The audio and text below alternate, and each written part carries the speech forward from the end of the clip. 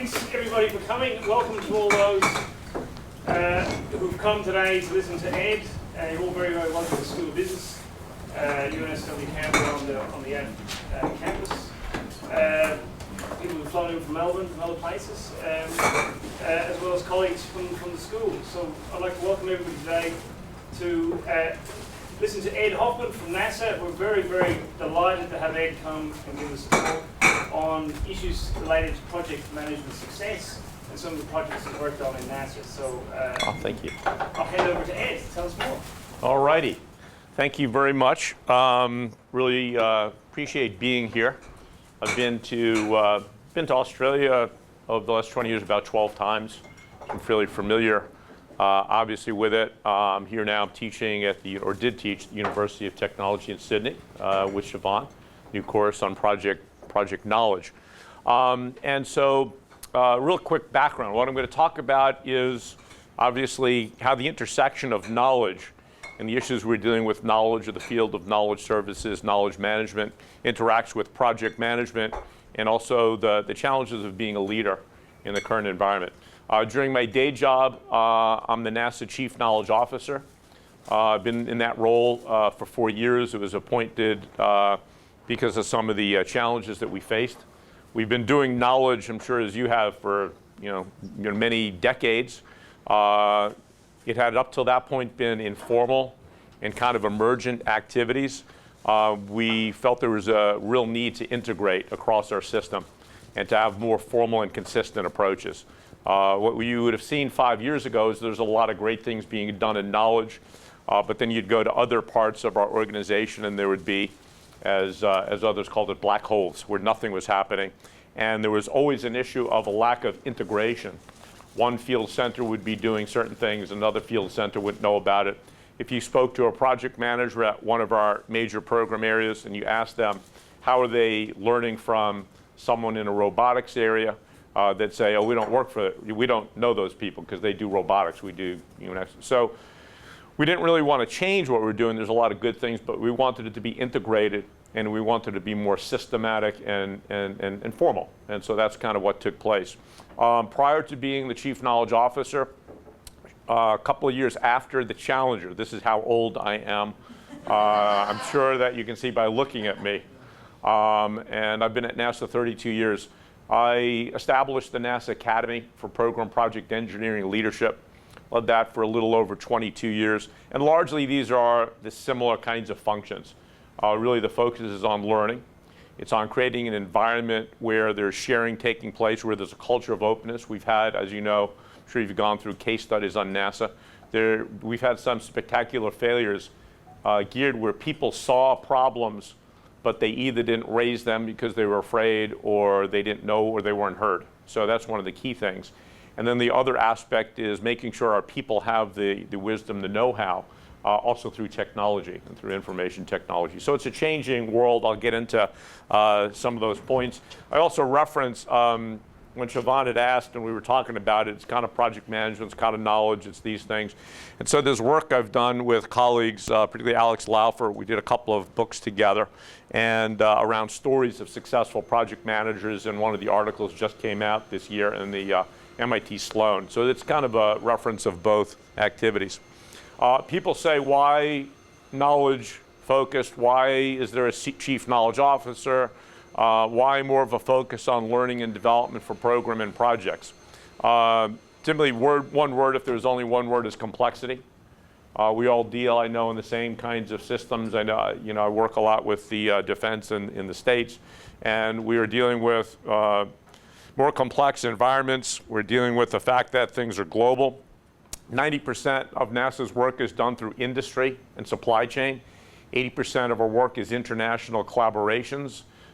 Virtually everything we do, people don't think about it. They think we're an engineering organization, which of course we are, but all of our work is done for science, which is in the universities. So it's a strange organization that cuts across hundreds of disciplines. And how do you work together effectively? How do you communicate? How do you have a language that you're going in the right direction? Things are very fast, rapid technology development. A lot of our missions like yours are complex, so they go over decades. And so you'll have folks someone like myself working on an activity now, someone else is going to be doing it in 5 years. Somebody else will be doing it 10 years out. So how do you build modularity? And also how do you build a plan so that people understood what we were thinking about? We've had challenges, obviously, that things have been done, they've been successful, and then you can't reproduce them 10 years later because no one can find what was taking place. So rapid change in technology, and everything is done increasingly virtually. So while we're still doing project management and the drivers of cost, schedule, performance, increasingly there is more of a focus in terms of the leadership aspects and the ability to find expertise, to find answers.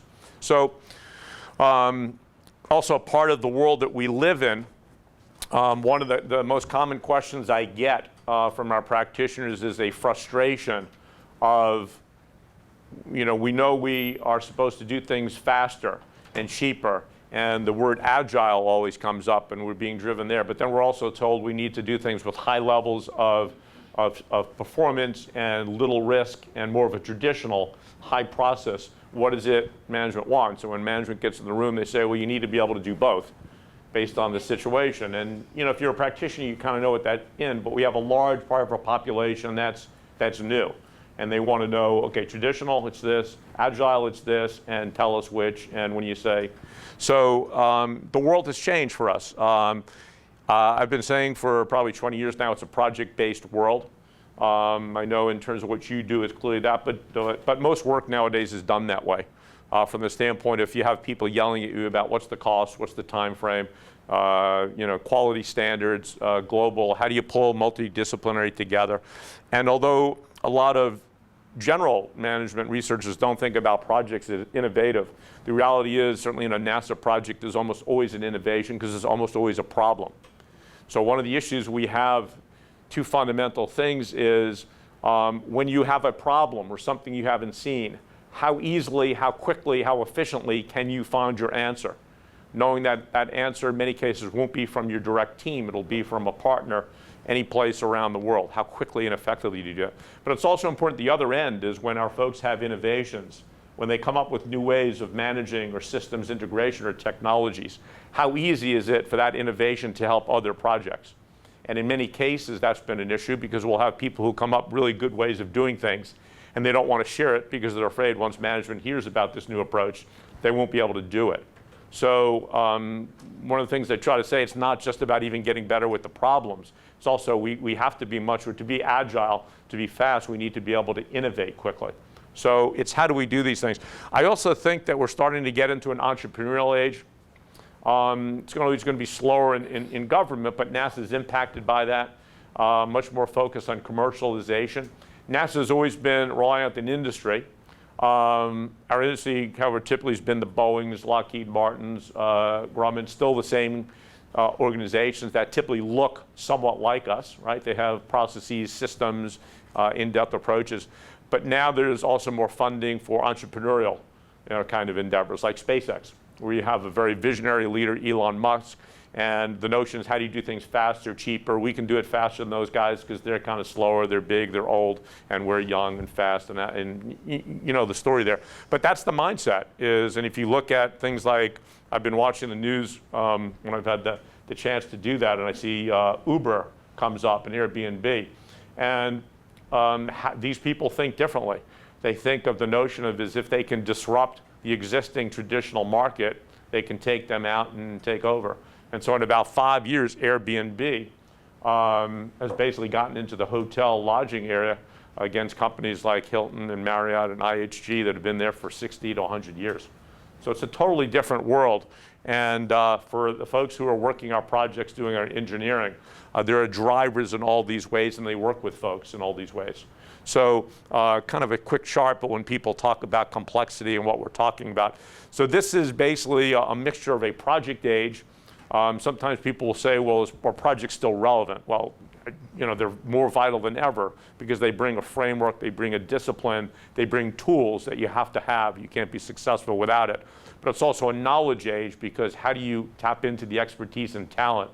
And again, 20 years ago, if you were working a project, if your project was successful, you didn't care about the other 200.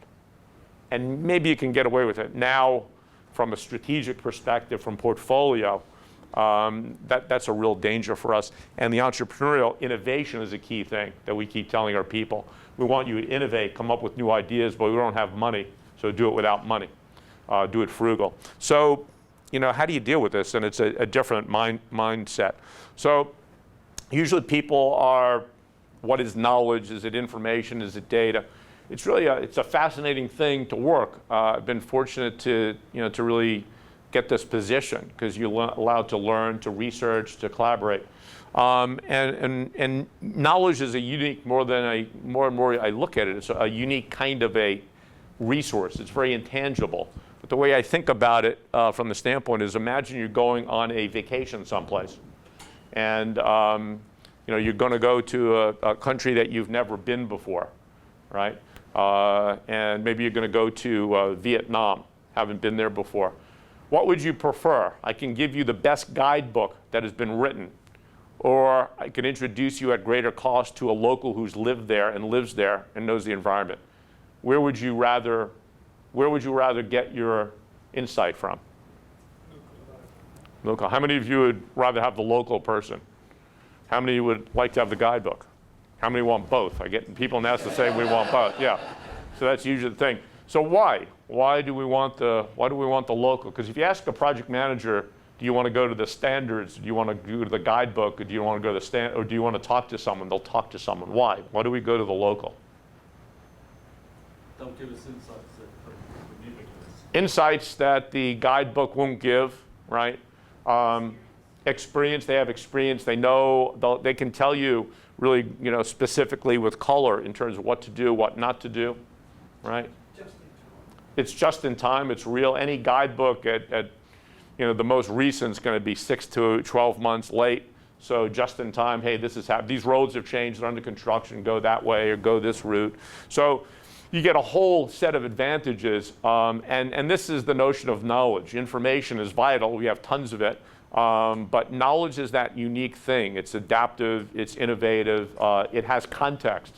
It gives story to what's going on. And that's why project managers and engineers were in such a complex business. They rely on people who've done it and who are doing it because they know they'll get that kind of a color, and that kind of a notion. Both standards and policies and local and guidebooks are necessary, but that's the emphasis in terms of knowledge. Another way to think about it is, I don't know in Australia, but in the United States, you'll have programs, undergraduate programs, where you can graduate with a project management degree. So if someone graduates with a project management degree from a university, are they a project manager? No. Maybe not. Would other project managers consider them a project manager? Probably not. Why not? What is it? What do they have to do to get to the point where they're seen as part of the community? Battle scars, get experience. And even that, how much time? And there's maybe a couple of years, certainly 5, some would say. So knowledge is, one of the problems with knowledge, information is usually easy. When I'm teaching a course with my students, they'll have their computers open, they'll Google, I'll say what is something, they'll Google, they'll throw back the, whatever the answer is there. Knowledge is expensive because typically to get it, it takes time, it takes scars. And one of the reasons why a lot of organizations don't invest in some of these approaches is because maybe they feel their work doesn't require that level of expertise. But in any kind of a business, that experience is really vital. It's very complex. Typically what you see is, in addition to the education and the training, which is vital, it gives a framework, there's a heavy emphasis on the experiences. So for example, at NASA, we have a lot of programs that are geared towards giving assignments. If we want someone to be good working at a robotic mission, they will invariably be doing a detail. They'll do a work assignment. And projects are geared to that. They always need help. So you'll go there for 6 months, you'll go there for a period. And not only are you learning the language and the environment, but you're learning the people. Who can help you? Who do you stay away from? You learn that kind of knowledge, expertise. And so what we're talking about here is the difference, and they talk in the literature about know what, which is what do you need to know in an area to be effective? What do you need to do when you go to Vietnam? What are the things, the information you need? The know-how, gets into these other areas of being able to be effective. the reason why we want a project manager to have experience, and we have a certification program at NASA, but it's 90% based on experiences. Every once in a while I'll get, typically it's a young person who will call saying, hey, I've taken all the training requirements, when do I get my project job? And I got to say, okay, someone didn't communicate to you that it's good that you have the training, but you have to get some hands-on. You have to start off, and management will watch you. If you're good at that, you'll have other opportunities. And that's the know-how we're looking for. We want people, when they're in an environment, to know how to adjust it. Who are your partners? How do you get in touch with people? When a problem's there, having the self-efficacy to be able to handle things that come up. It's know-how, but it's very expensive knowledge. It takes time, and you have to invest in that. Some of the characteristics of knowledge as opposed to data or facts or information is heavily on experiential. You can't get it without participating. It's active participation. I teach outside of NASA at George Washington University, now at UTS, at Columbia. I always tell the students, you're really brilliant. You know this stuff. You know more than people working there. My students in knowledge, they know more stuff than I know. But what they don't have is the doing. So they have to participate. They have to get involved. They have to really join something. Knowledge is profoundly social. It's profoundly social. And so that if I'm working a NASA mission, I'm in Europe, working with the European Space Agency, they'll do systems engineering, but they'll define it slightly different ways. And their way is right for the European Space Agency. When we work with the Japanese Space Agency, JAXA will have their approach to how they do systems engineering or how they do project reviews. And in their culture, their environment, their way to do it is right. And when you come to the military, part of what you do is you want to get people embedded in how we do things around here. So knowledge it's profoundly social. So really the key thing there is you can only access it. The best way I think knowledge happens is by doing, after that it's through stories. Through talking to people who've done it, what happened here, why did this fail, what was successful, and through that you understand the different contexts and the colors. It's expensive, it takes education, training, a lot of time through assignments. One of the things that's unique about knowledge as a resource, if you look at capital or money as a resource, the more I use my money, the less of it I have. In terms of knowledge, the more I use it, it actually expands. And so I came out here a week ago because I've known Siobhan initially as a student 20 years ago, and then we established a relationship. The research that she was doing 5 years ago was very important to me. It's around knowledge. And so we come out here, invariably we'll meet other people, and that'll extend in different ways. One of the things I'll get from practitioners is, well, isn't it better if I hold my knowledge? Because if I hold it, it's more valuable. And there's a truth to that to a certain extent. But nowadays, knowledge is much more powerful because it extends the more places you use it. And the emphasis on having broad networks. The best NASA project managers aren't the smartest people. They are the people who know how to solve problems, usually because they have an extensive network. And if you give them, or if they see something that doesn't make sense, what they'll usually do, they'll go to their phone and they'll call people, and a great scene from the movie Apollo 13 20 years ago when they had that problem. They start calling, wake up the people and get these, because it's that search for that answer. So these are the factors that takes place. I also, so I'm the Chief Knowledge Officer. I have, NASA has 10 centers, field centers, where the project and engineering work is done. I'm at the headquarters location reporting to the chief engineer. But I have 10 knowledge offices at each field center, and I have another 4 at each of the mission directorate areas, like aeronautics, human exploration, robotics, advanced technologies, because it's profoundly local in addition to social, and they know their environments. But one of the things I'll tell them is we got to remember we're not the goal. The fact that we do great lessons learned, after action reviews, social media, it's only matters if it helps our missions. If it doesn't help the missions, NASA should not care, because we're not a consulting firm. And that's a key thing. It's an intermediary. So I've seen organizations get into trouble because someone will start doing a knowledge effort, and it becomes about what the knowledge is. They don't see the connection to the strategy of their mission, and they go away fairly quickly. We are tied totally to the mission, and the work I get is mostly from NASA challenges. So having said that, how does that blend into managers? I got to NASA, I was doing my doctorate at Columbia University in New York, early 80s. It was focused on the competencies of the most effective leaders. I've always been intrigued by my background in psychology, not an engineer. I was always intrigued by what accounts for groups, teams that do great things, that overcome really tremendous odds to be successful. They build something great, that successful military outcome, that a team event, or building a building, whatever. What makes something where the team really gets it right? And obviously leadership has always been the key issue. And so early in, we looked at the competencies of most effective leaders.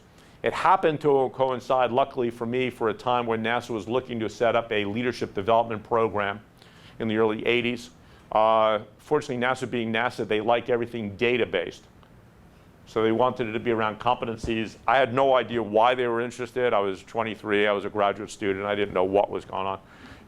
But they were interested, and I thought, man, it would be a cool 6 months in Washington. Something kept leading to another. But this has been probably the key question I've had from the starting point in the different jobs that I've had. It's always been around what leads to our leaders being effective, and as important, more important, what is it about our teams that make them effective, or when we fail, why do we fail? And so we've been studying that over a number of years. I won't go into the research because I know it's a practitioner group, but it really started from the standpoint of about 15 years ago, where we started collecting stories from project leaders in different organizations.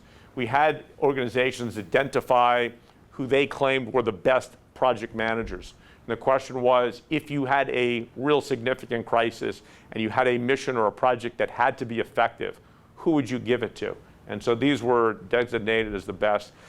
We got them in a room at different times and we said, think about a big problem or challenge you had to overcome with your team. How'd you do it? That was about it. And then from that, they told stories, and then we nurtured them to write them down. And so that led to an initial book, Project Management Success Stories, where the notion there was we wanted to focus on the successful things that government was doing, because there was a bias, which there still is, that if you're in government, you don't know anything and all that kind of stuff. So we wanted to focus on successes to use stories to get that out. But we also wanted to learn, what do people who are professional project managers and who are the best of the best, what are their stories? So that was it. And then over the years, we've met with groups and talked to folks and we've interviewed leaders. In summary, kind of the top point is that we found all of these stories factored into 4 broad categories. Large set of the stories came under the notion of collaboration. The stories are it's about the team, it's about creating trust, it's about creating an environment where we collaborate quickly and effectively. Quick story that I would give you, one of the most successful, one of the great project managers that I knew at NASA years ago is an individual named Jerry Madden, who worked at our Goddard Space Flight Center. He was very successful, did great missions, and he probably developed more people who became project managers than anybody else. And if you spoke to them, they spoke about him glowingly, like you'd have somebody who speaks about a teacher or a leader who changed their life. The best example I had of his leadership style is one of the people who worked for him came up to me. She said, do you know what it was like to work on a Jerry Madden project? I said, what? She said, it was the sound. I didn't know what she said. What does it mean? She said the sound, people had energy. You would hear laughter, you'd hear talk, you'd hear engage. There was a positive energy. And I said, wow, what a great metaphor or description. The story he told, when I started the training program after Challenger, was kind of, not so much controversial, but the NASA generation in the early 80s, they kind of have a bias that leadership in terms of projects it was given to you by God. You were hit by a lightning bolt at birth, and so there were people who had it, and then there were the unfortunates who didn't. And you couldn't learn it, and I kept hearing that over and over. It's interesting you want to train this stuff, but you can't do that because it's so. But Jerry was one of the few that he would, whenever we had a group, particularly of young folks who would come, and he wouldn't use PowerPoint slides, he would tell them stories about challenges, issues, successes, and then he would tell them, what did they learn from that. One of the stories he gave as an example is they were working a mission with the German space agent, or a German industry organization, and he said it was a 3-year mission. The folks from NASA were stationed there, and they would always, typically European way, they would be treated with, celebrations and food and socializing and all that kind of stuff. And as they were getting ready for one of the meetings, the team said, look, we need to do something. They're always doing something cool. Let's have and they talked about what to do. Well, why don't we do a traditional American barbecue? And so they got, arranged for the best meat. They brought from the States some evidently great Texas barbecue sauce, and they had this barbecue, and it was cool. It just so happened that about 2 weeks later, they had a harness in one of their systems break. It was a minor thing, but they needed a technician to fix it, or they would fall behind schedule. They had to get something out in a week or so. They were a smaller project. They didn't have kind of the leverage, and so they were in a queue that would take them about 3 weeks that would delay them. And a technician heard the discussion. They said, "What's the project that needs this?" And they said, "Oh, it's the Comptol project." He said, "Aren't those the barbecue people?" And I said, "Yeah." He says, "Give it to me. I'll work it over my lunch, right now." And Jerry would tell stories like that. And so he would say, project success is largely food. It's about, and a lot of those stories that weren't coordinated, people would talk about, bringing bagels to the meeting, and that would loosen things up. So the notion here is the importance of, again, knowledge is profoundly social. When you have a relationship with people, it changes the nature of things. And that had an impact on our early development. We had project managers 20 years ago. NASA wasn't at that time used to working internationally. So you'd have senior leaders who really weren't comfortable traveling places.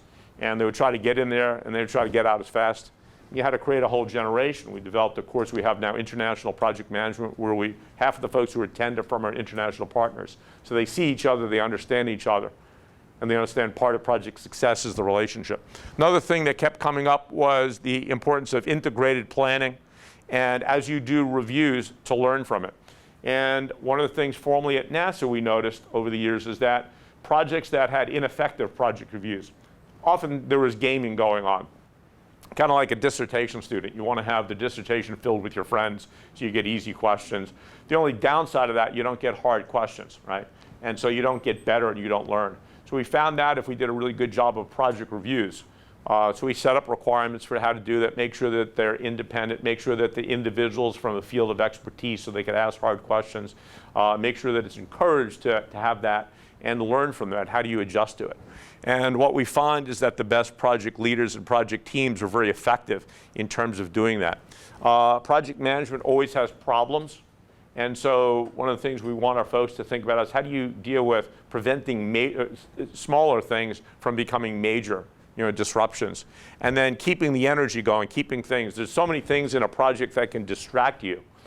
The most effective project teams and leaders, they understand how to keep a forward momentum, not to get distracted. So what were some of the examples? Developing collaborations. Who do you bring on the team? Do you have all people you need who are actually working, who are contributing, who are focused? Do you have people who are there who are not really involved in anything? They're just kind of watchers. You want to limit that. You want to have a sense of interdependence. We want all of our projects to understand they're part of a strategy. It's not about just the deliverable of your project.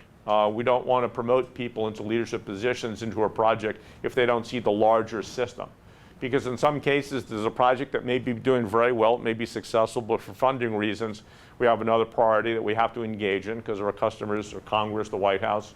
And we need to look at it from a strategic perspective. And so that interdependence, and obviously that gets into a lot of the social factors. In terms of the integrated planning, using the data we have, to be honest, we've had failures because the data was there, but we either didn't interpret it right or we didn't want to see it. One of the classic failures we had was the mission, one of the Mars missions, the end of the 90s, where unfortunately, when most people think what happened, it was just a metrics to English unit conversion issue, which was the tactical problem. It was, it was incorrectly associated. But the underlying issue is that was a satellite that for 2.5 days was sending down correctly data saying that it's out of orbit. It's going in the wrong direction. It's going towards the sun. What happened is that was one of our phases that we were going through better, faster, cheaper. The dollars were low. The budget folks were driving things. So they didn't have as robust, they didn't have a mature project team in the room around the clock. They would save money by not having some of the experienced folks. So you had a young professional, a more junior person, good, but somebody who hadn't seen some of the stuff, saw the data, and initially indicated maybe it's a problem, didn't have anybody there to raise it. I wonder if I should bring this to somebody else. No, I'm kind of new. They'll probably think I'm an idiot. So there wasn't a climate that said, when you see something, be comfortable to ask the question. So the person interpreted as noise, didn't do anything with it, and then 2.5 later you have a $500 million loss of a satellite that could have been prevented if the data that was coming there. Now, we showed that to a lot of our experienced folks, and they said they immediately would have recognized it. You can see the difference between a noise pattern and something like that. If we had a culture at the time where when you see a deviation in a dangerous environment, you raise it, normalization of deviance. There's so many other, if we had developed the person maybe more effectively, there's a lot of factors where the knowledge could have hit, but that gets into it. How are we managing the short-term versus long-term kind of activities? And obviously project reviews become really important here. One of the things we find that our best project managers typically have what we call productive paranoia. They're very nervous people. They kind of live risk. They imagine things can go wrong. They go through different kinds of factors. They look therefore for the contingency. They know when to fight for appropriate risk. Sometimes some of the younger project folks we have is if headquarters say, we don't have funding for this, so do it this way. They may fight once, but then they get pushed back. They won't fight for the things they need to. And that's important, that when you really feel something that threatens the project, that gets raised to the different levels. And proactively addressing things. One of the challenges we have is that we tend to select people who are smart. And one of the things we tell smart people is don't bring me a problem, bring me a solution. So they want to solve something, and they'll keep working it without getting larger outside help. And then things go wrong. I'll get leadership saying, why didn't they raise it? Well, there's different reasons that go on. So, but had that action-oriented heavy energy of looking at things, understanding, communicating, getting down, talking to the industry partners, 90-center industry, hearing what the international folks are seeing. If you have a failure in a similar launch system at one country, have we learned from that? Are we bringing that back? These are some of the things that we know goes with success. And then a hands-on engagement so that it's a mixture between the information that we're seeing and the people. A great story, one of the great project leaders we had was Brian O'Connor, retired in the last couple of years. He was a NASA astronaut on shuttle. He led the shuttle program for a period of time. He headed up our safety engineering program for about a decade. And he would tell a story about he was a young engineer at the Johnson Space Center when Challenger was taking place. And he was one of the young guys, I think, in the second row listening to the discussions. And he said when he was sitting there, he got very uncomfortable. And he said that he felt something just wasn't being discussed or brought up. But he said, it's tough as an engineer. You're trained that if you see the data, then you're comfortable to raise it. But if you don't see data and it's just an intuition or a feeling, you don't really want to bring it up. And he said, so he didn't have anything that he could point to in the data saying there's an issue. He just had this sense that something wasn't happening. And then he looked at the room and he said, and if you go to NASA, in some of the places you have these pictures of these icons. You have Neil Armstrong walking on the moon. You have great engineering heroes. You have historical figures. And then you look around the room and particularly you have really incredibly smart leaders. And he said, he looked and he says, look, if anything's going wrong, these smart people would have figured it out. So why am I gonna? And he said he came out of that experience and it changed him forever. He said he would never again sit in a meeting where there was a possibility that something wasn't said. And that was Brian. He would get into arguments with the administrator, with political leaders, because he felt it was that. I remember what engaged that discussion is that I was leading the NASA strategy update about 10 years ago. And we had our values, and our administrator at the time wanted to change the value.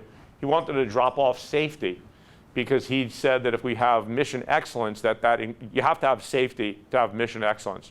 So, and just being myself at the time, I kind of got it. So it made sense.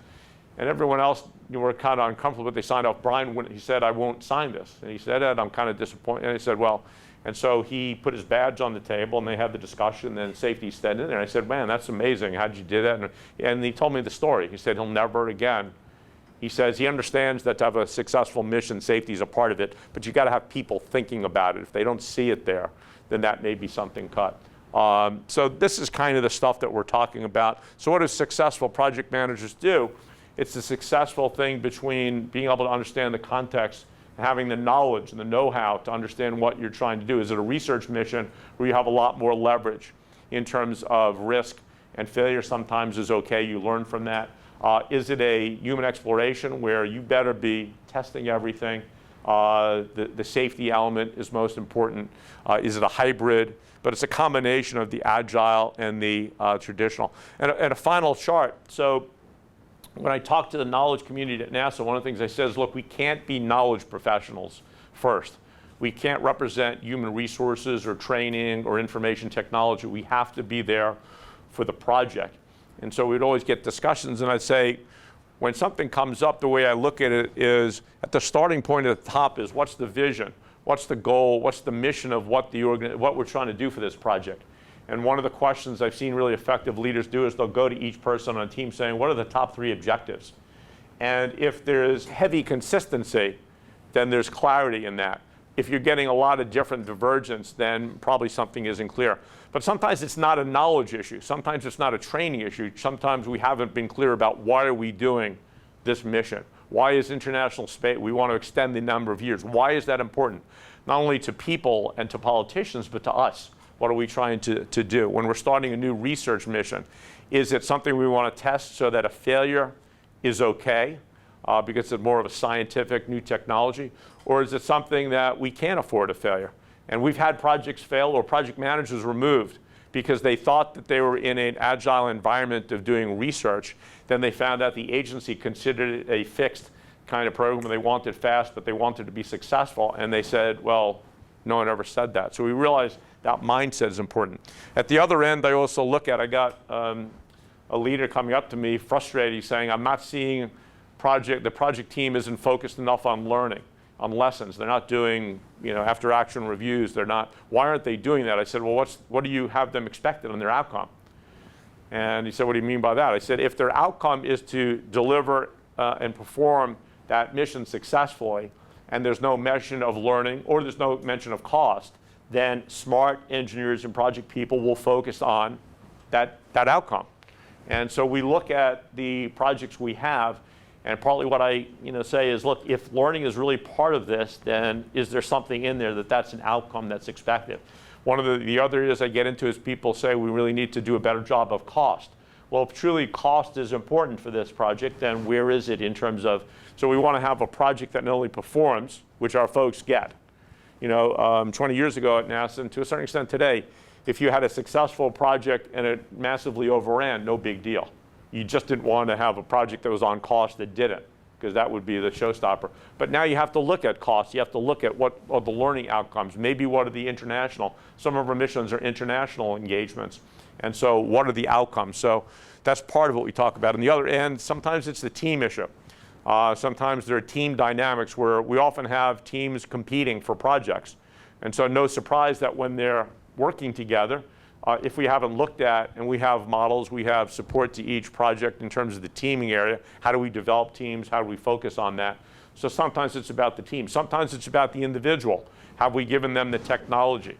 If they feel that they need smartphone technology to be able to communicate or work, and if we have a policy or IT saying we're not giving this kind of phone because we think how does that relate to what our folks need in terms of solutions? And then the other side is really kind of the politics, but I don't call it politics because I'm in government and not supposed to talk about politics. So it's organizational and societal expectations. What are people expecting from the mission? And a lot of our project managers in I did a flagship study of the most successful missions, what made them successful.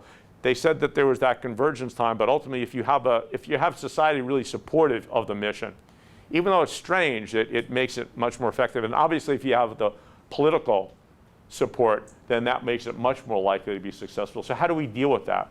So largely this is just a framework. I call it rapid engagement, accelerated learning, because our folks need to learn very quickly. Things change very fast. We need to have a workforce and stakeholders that are engaged in what we're doing. And partly it's just an organizational behavior framework that says it's not always about the knowledge or the technology or a component. Let's look at the larger system of what we're trying to do, and let's see how we fit in there. If it's a team issue, let's work the team. If it's how we're capturing knowledge, then you work the capturing knowledge. So within that framework, we look at how do we capture what's essential. Critical knowledge is one of the key areas that we're studying right now. How do we make sure our people are sharing? We want to make sure we don't have a community where I'm hoarding this. Or the other thing is I share it with folks who need it. And that sometimes means people who work scientific robotic stuff get it because they do the cool stuff. Those human folks don't get it. They have too much money and they're different. And God knows those pure researchers, what are they're all about. So we want people to know you should be learning from an organizational perspective. And so I think I'll stop here. I don't know where I am with time, but maybe we'll take some questions, or if there are questions. And this is, by the way, I kind of track, what are some of the different issues that we're facing. So I've identified at this point in time like 12 key themes. This may change tomorrow or next year. Maybe some of the challenges go away, some of them don't. But this kind of drives that system as kind of a mindset or framework that we have. And you can see how that plays out. We're in a project world. What does that mean? Things like certification and talent management is vital because partly we're in a talent war. We want to make sure we have the best people. So how do we develop them? Do they get educational opportunities? Do they get meaningful work? This is a generation that when they come on board, their patience, because they've been prepared this way, is a lot lower. When I came on board NASA, I had a mentor who I loved named Gus, who told me I was really an impatient man. I said, what do you mean? She said, you got a lot of ideas and you want them implemented, but you got to listen more. You got to step back, listen, then you'll understand the culture. I said, Gus, how long should I be listening? He said, if you listen for about 10 years, then you'll figure it out. I say, Gus, after 10 years, if I'm not dead, I'll be brainwashed. And he said, that's the point. Nowadays, we have folks, they're smart, they come out of school. In many cases, when they go to the universities, they're doing projects already, they're launching things. And so they want to be doing the work. And if we have managers who are not engaging them effectively, they're going to lose them. There's like a 2-year time frame. And I'll have folks talking to me, and I can tell if they're not being managed effectively, we're going to lose them in a period of time. So, yes? Sorry. Yeah. Which one? You. Ed, you talked about your success being judged by the contribution that knowledge management makes to NASA's strategic objectives. Right. How do you have that conversation with your boss? Yeah, and so one of the things we found out is, so first of all, I should understand that, about once a year, I will report to a congressional panel that is around aerospace, that looks at all aerospace missions. And obviously my leadership is in the room and they're very interested in this, the stakeholders, how are we learning? So that kind of takes place there. But formally, one of the things we found out about a year and a half ago when I talked to the engineers and the project folks in the field, they said one of their biggest frustrations is that they feel they get from the head, from Washington, they get a lot of requirements. You got to learn all these things. There's a lot of competencies, there's a lot of issues, but there's never a focusing. So they're totally overloaded in all these different things. And they said Washington should be able to say, these are the risk-informed priorities that as an organization we have, and we want you to be focused. So every employee, so we're working on what we do, a critical knowledge process, where we're trying to identify the top 5 to 10% of most critical issues that we expect every employee, regardless of discipline or location, to understand from the standpoint of NASA. How do we get that is 2 times a year I'll go to each of the major organizations and I'll speak to their senior leaders and say, okay, what are the things you're seeing in project reviews, in mishaps, in reports, in day-to-day that you think is really critical, that you want all the folks in the field to know? And so we'll do that. We've identified kind of through a fishbone 4 categories: issues around people. One of the big concerns is always, do we have people who know that if they see something, they have to report it? That's an ongoing challenge. Process, we're very process driven.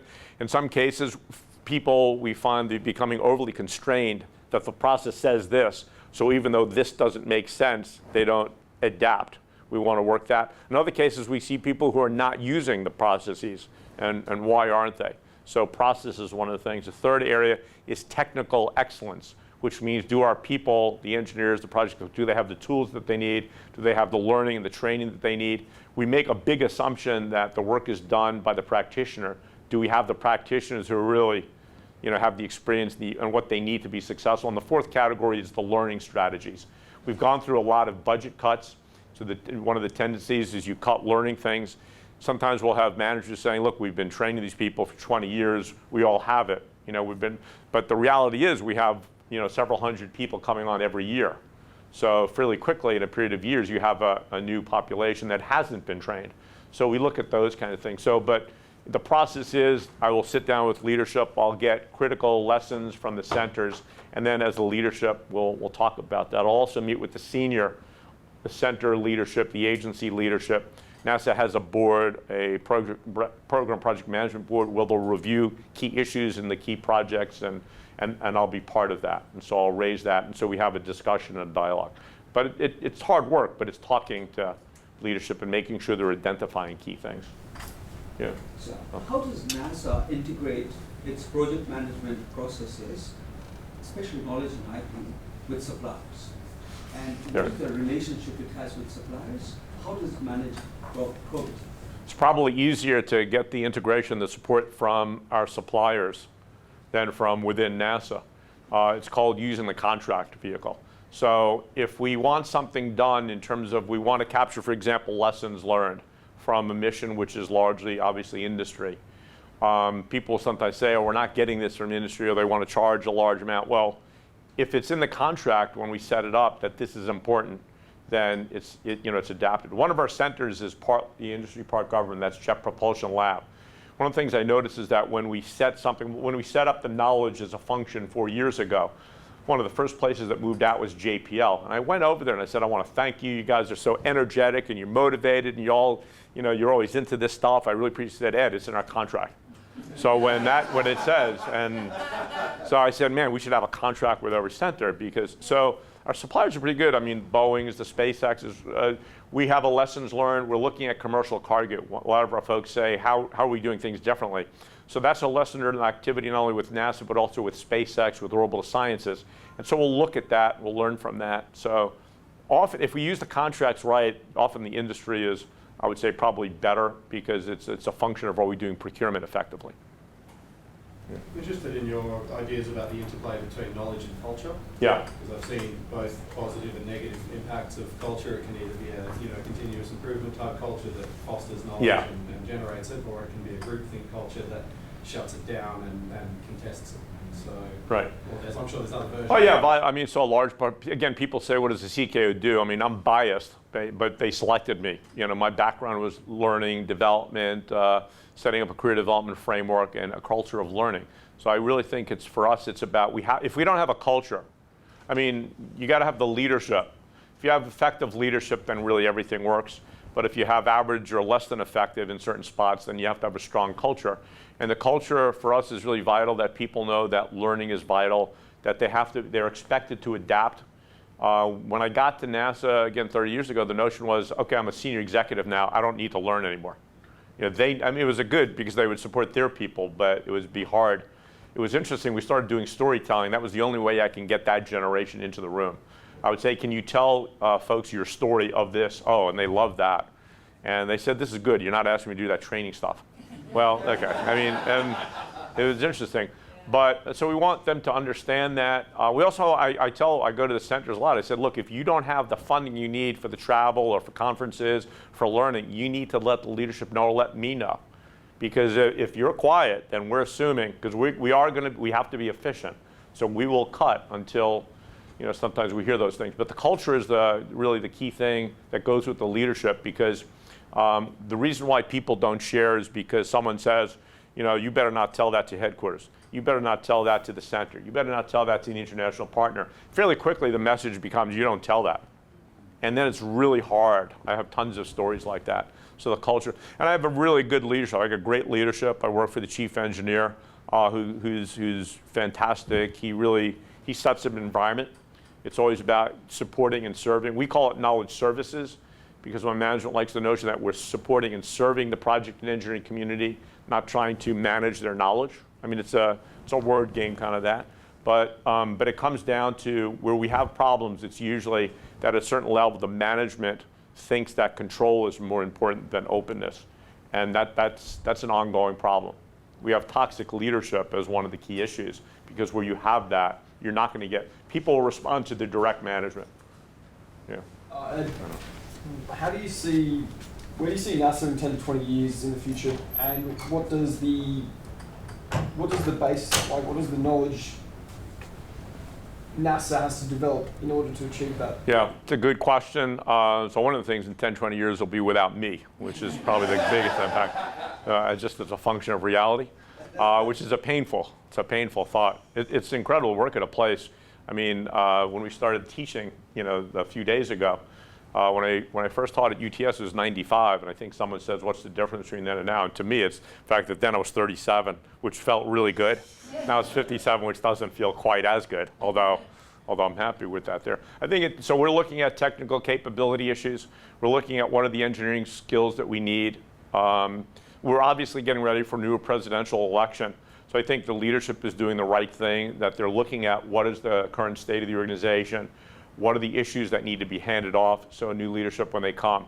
So we're looking at engineering skills, we're looking at project management approaches, we're looking at the integration between projects and engineering. Obviously the technologies are dramatically changing. Obviously in terms of knowledge, if you talk to a young professional, I'll always ask them, what is it NASA leadership does well? Because being a leader is a tough thing. You usually hear problems, but you never hear. And one of the things I'm glad to hear is they say we have a leadership at NASA that is very accessible. And that reflects, our administrator's Charlie Bolden. He was an astronaut. He's a project leader. He was a general in the military. He gets the people thing, and he's very engaging. And so the culture at NASA is you have access to leadership, and they'll hear the stories, and they value that. When I ask them what are they frustrated about, they'll say the search and the use of digital is horrendous. But they'll smile, and they say, but your people, meaning my generation, won't get it anyway. So we'll figure it out. They want Google solutions, and NASA is not a Google solution. Now we partner with Google, and so like this model, I originally wrote it up. I put it on the NASA thing. No one read it because no one could find it. PMI saw it. They said, can we publish it? Yeah, it's open source. So they put it on their stuff. They made it, same words, but they made it prettier, visual graphics. And now NASA people go to that. So it's kind of funny. They'll go to the, but it has to be searchable and findable. We're looking a lot at visualization of data. We have a lot of our stuff historically is written, 100-page reports. People aren't going to read 100-page reports. When I do the critical knowledge study, I ended up getting like 22 pages of this is what NASA leadership isn't going to read that. So I had to put it into a fishbone, 1 page. This is what it is. And then when there's not enough information, they can say, what does that mean? I can pull out, here's the larger thing. And that's the way it works. So that's what they want to be able to find things. They want to leverage information. They want technology and digital tools that will link them across different issues. We have major issues connected to that with safety and security, as you can imagine. So there's the two-edged sword. When I give presentations, there's a heavy emphasis for making everything available that we have knowledge-wide to not only NASA, but to our industry partners and to internationals. But then there's a different group that's going to come in and saying, how did this get to such and such, So the security thing becomes an issue, but we're looking closely at the larger engineering issues. I think the challenge that NASA will have is not so much keeping with the technology, but with the increasing complexity is how do you do integration across these complex systems more and more effectively. The NASA I grew up in, you'd have a mission, you had a lot of resources, and you had a lot of time. I could, and just in my small area, I've always been a learning thing. I could develop a course 25 years ago. Once I finished that course, it was pretty much right. And that course would stay right for about 5 years. And then you would have to update it. Now, before I finish a policy document, before I finish a course, we're developing a course on knowledge activities. We want to develop a course on the hybrid projects. Before we finish it, and people are going through the reviews, they'll say this is outdated. So there's almost that constant upgrading and how you adapt to that. And then the leadership demands, I think, are more challenging for this generation. The generation that I grew up with, you were more in a command control and things were stable. Nowadays, with engaging the young workforce, with the accelerated learning demands, with the political factors, which is much more of a reality.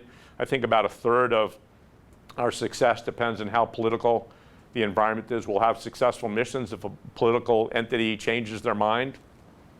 If you haven't worked those relationships, it's much more complex. I think to me, it's more fun, but I'm in this business, so you're working with international partners, you're working with really close allies, you're also working with sometimes allies, sometimes it's hard to say what's going on. So those are the challenges: leadership and integration.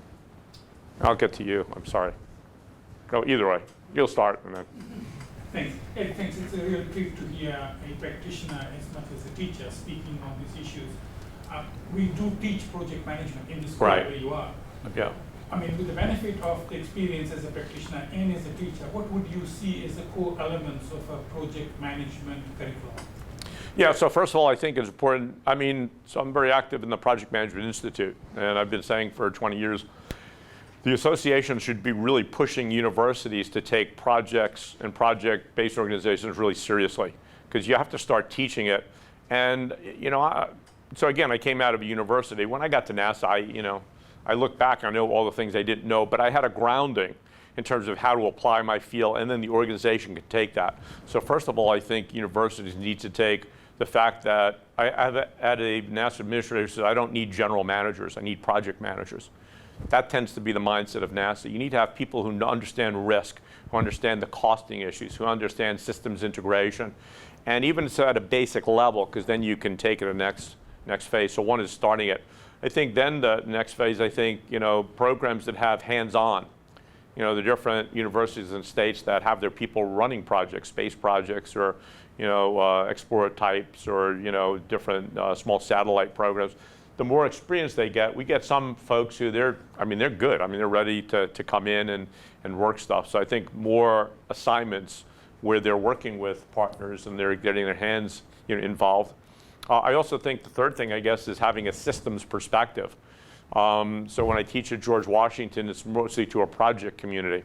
Columbia is more of a knowledge community. What I tell the project folks is you have to have a systems perspective. You can't come out thinking that if I know risk management and schedule management and control, then that's all I need to know. You need to have a certain amount of humanities. You have to understand the leadership. You have to understand that you're going to work international missions. People aren't going to talk your language. That relationship is so vital. So I think one, being able to actually have universities that are teaching project management, systems engineering concepts. Two, the more that they're getting hands-on experiences and internships, really vital. And third, the more they're also getting a frame of a larger system. In engineering, mostly in the States, they're like 4-year programs. The problem is there's a lot of talk that it should be a 5th year where you get to understand the impact of the humanity kind of thing. You're working with people. And I'll get some of our project managers saying, well, I don't want to deal with the political equation. The reality is if you don't want to deal with the political equation, then you shouldn't be a leader, because that's where, those are the people giving us funding. So there are all these trade-offs, and some people aren't prepared for that. Those who have adaptive skills, they get it, and they can get it realistically. And nowadays, a lot of folks will go back to school, but those are the 3 things that I emphasize. You've made reference to the power of storytelling and the social life of knowledge. What's the next big thing in knowledge management? I don't know. I wish I knew. I tell the students I think they have to figure out how to convene conversations in not only for their project. I keep trying to tell NASA it's not about just being great at your project. We expect that, but how do you get the conversation go on a larger strategy area? How do you help the leadership of NASA so that everything doesn't fall on executive leadership to try to maneuver things?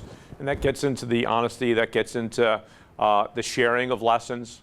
The notion that if I do my project successful, I don't have to care about the other hundreds of projects is a big mistake. A good example, we had a project manager from Maven, but when he took over the project, he had time, as you do at a start, he went to JPL to learn what were some of their experiences in similar missions, to what was it like working with that industry supplier.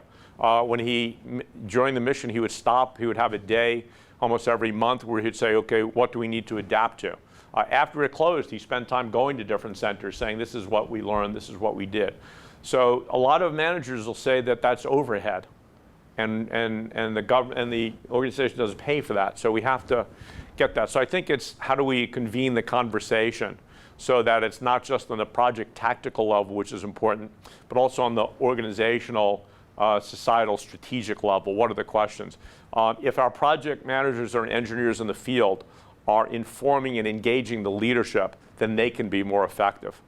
There are things that, once you get to a certain level, like I tell people on the CKL, I'll have people in the field say, you must know everything.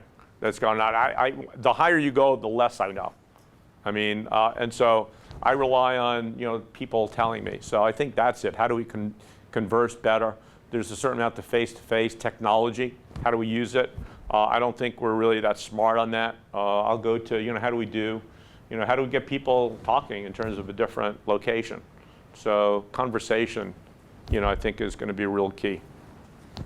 So as a Chief Knowledge Officer of NASA, and I just am curious, how can you encourage people to share knowledge? And knowledge, on the one hand, is getting more accessible, codified, and on the other hand, tacit knowledge is still the key to success.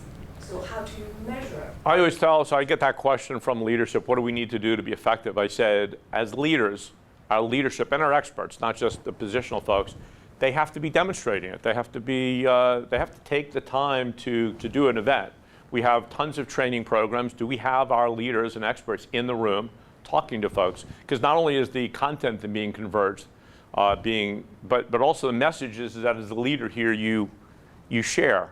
And we're fortunate about that. The person I talked to is Ralph Rowe. He's the chief engineer. And at that level, like every executive, you have tons of things that cause headaches every day. He was on the Columbia, team when we had that tragedy. On his own, he came up and he went to each of the centers multiple times on the 10th anniversary and just did talks about what it was like to be a part of that failure. What was his emotions? How does he feel about it now? How does it change him? And it was closed door. I would have loved to have recorded it, but I understood there why he wanted to. And people till this day, they said, wow, that was so powerful. I said, well, what did you learn from that? I said, the biggest thing I learned is that over here you have to be able to share honestly what's going on. So when the young professionals in particular, when they say what they like most about NASA is that our leaders are accessible, that's what they're seeing. We have strong mentoring programs, and that's also a part of that extension. So the only way you do sharing of knowledge, it's not, I mean, we've had attempts in the past where it was inappropriately focused on technology.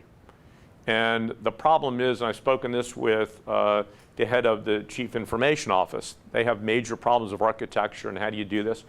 And the reality is what a mistake often happens is that IT says they have to come up with a solution. So without talking to the project community, engineering community, they roll something out. The project management community, which has the power at NASA, and they're the ones who are in the field, they're applying stuff. It hasn't fit their needs, there hasn't been the conversation, and then it's another multi-million-dollar effort that doesn't get used and then it's scrapped for something else. So, if you look at social media that works, like Facebook, basically what's happened is that it meets a human need. People, people like my age want to know, connect with what their daughter or son is doing if they allow you on Facebook, which in my case, I'm not sure why. My wife is allowed to be on it, but I'm not allowed to be on it. But Facebook is interesting because people feel it helps them with their human issues. LinkedIn, I get a lot of people connect with me that way because, you can see what people are doing. So I think, those folks get it right because where there's a need, the technology transports. Where we get an idea, and too often in government what I see is IT just rolls something out, you got to do it this way, and the engineers and the project managers know that they don't have to do it that way. So it's all these, but it's the social, it's the leadership, it's hard work and it's expensive. That's part of the problem. I can always tell I get asked by a lot of organizations to talk about what you're doing, and then a year later they'll bring me back and they want me to talk about what they're doing, but they're not.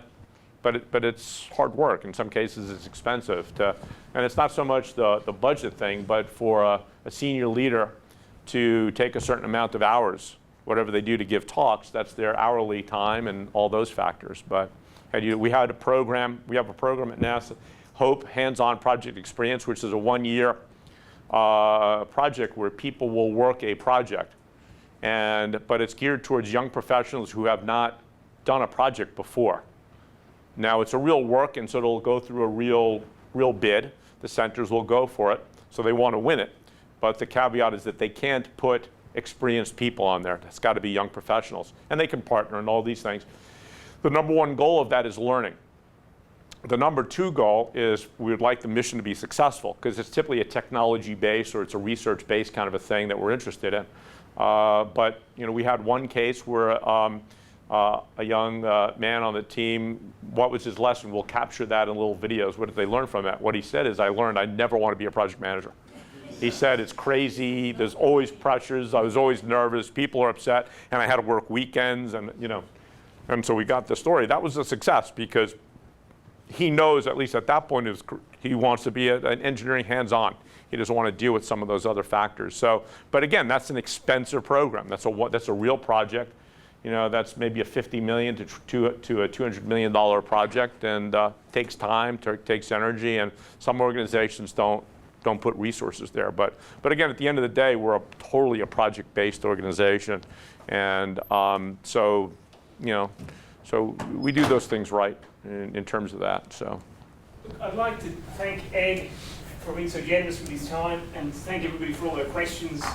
As well as talking about learning, I think we've all learned a great deal about how NASA runs its projects, how it tries to capture success in learning. And also thank Ed for being willing to come and talk to us. And also we're recording this and we'll share it with both PMI and other groups, as well as our students. So thank you very much, Ed. Yeah, my pleasure. Thank you.